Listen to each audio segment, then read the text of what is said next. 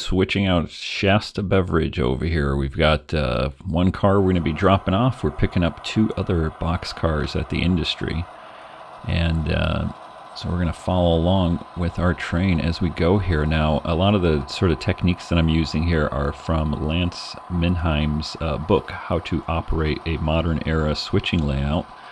And I'll put an affiliate link for Amazon down in the description of the video here so you can check it out and maybe pick it up.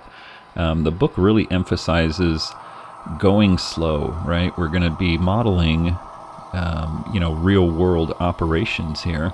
And obviously for the sake of the video here, I think it's only like 9 minutes long or so. I have compressed the time a little bit, but this simple operation of switching out, 3 cars in effect could probably take me about 20 to 25 minutes doing it in real time when I'm not doing a video for YouTube for you guys.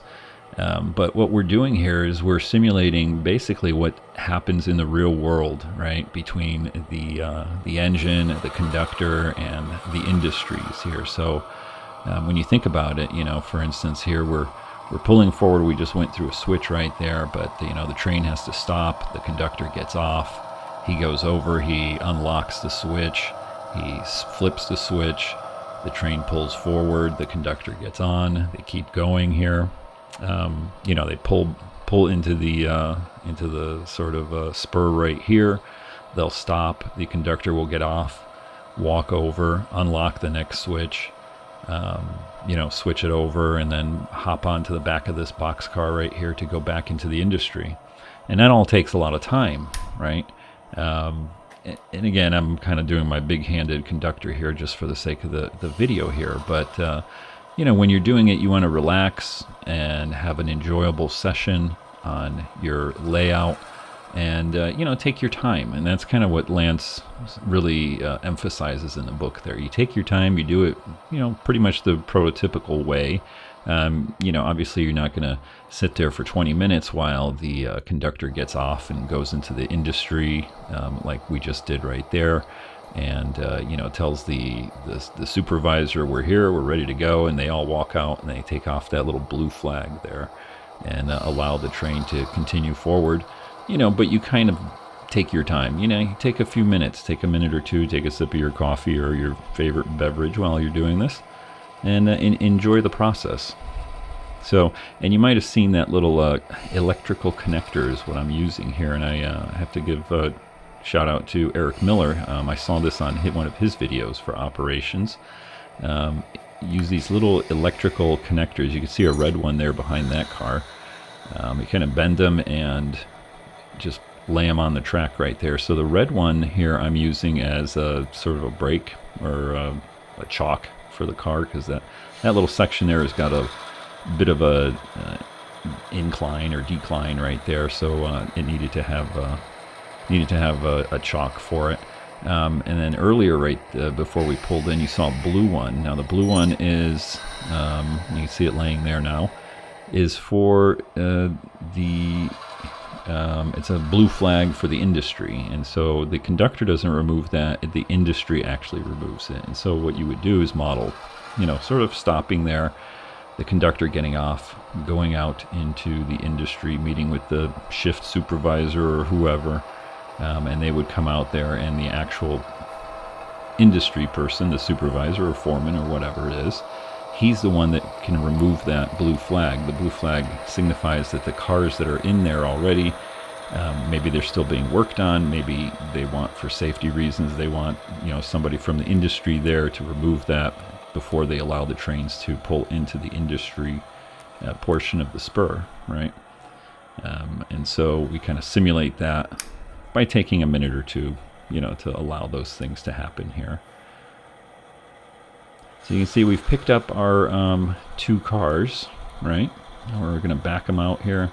We're going to drop them off on the incoming track, and then turn back around. We're going to be dropping off that, I guess it's an aqua color. I'm going to call it green because it's not super blue or green. And yeah, I highly recommend you at least take a look at Lance Mindheim's book, or even some of his writings on his blog. You know, because he does, again, like I said before, emphasize slowing the process down, right? We want to have an enjoyable session here. And what this does actually on a small layout, which mine is pretty small, but even just on like a shelf layout, you know, you can add a lot of enjoyment to your session by following these sort of prototypical thing. Keep in mind where the conductor is. You know, the train has to sometimes stop depending on the actual which railroad you're doing. Some of them allow you to slow down and have the conductor get off the train while it's going like, you know, 2-3 miles an hour. Some of them require that the train actually be stopped before the conductor actually gets off. But you can model that by actually, you know, slowing down when you're coming up to a switch, letting the conductor get off, you know, and keep in mind where your conductor is here. For instance, here he switched the track, and he's probably going to get onto the back of the boxcar and ride it all the way back in. At some point before they actually get to the spot, the train will either slow down or stop, and the conductor will get off and walk over to the actual spot and radio back in. So like right there, I think I slowed down and made believe that the conductor got off, and he's going to be walking alongside the train there to make sure that it's spotted correctly.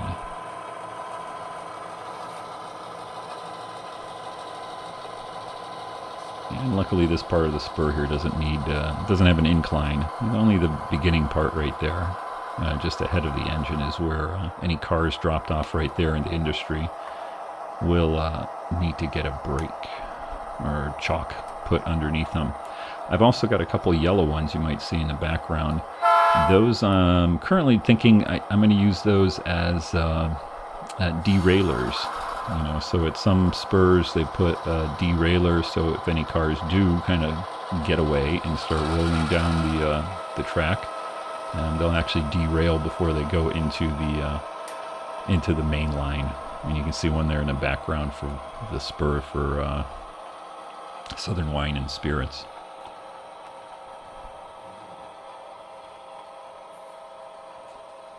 So here our conductor jumps off, switches the track with his big hairy arm, climbs back aboard. He's going to be sitting on the back of the train right there, riding it back while we back up into the incoming spur and pick up our cars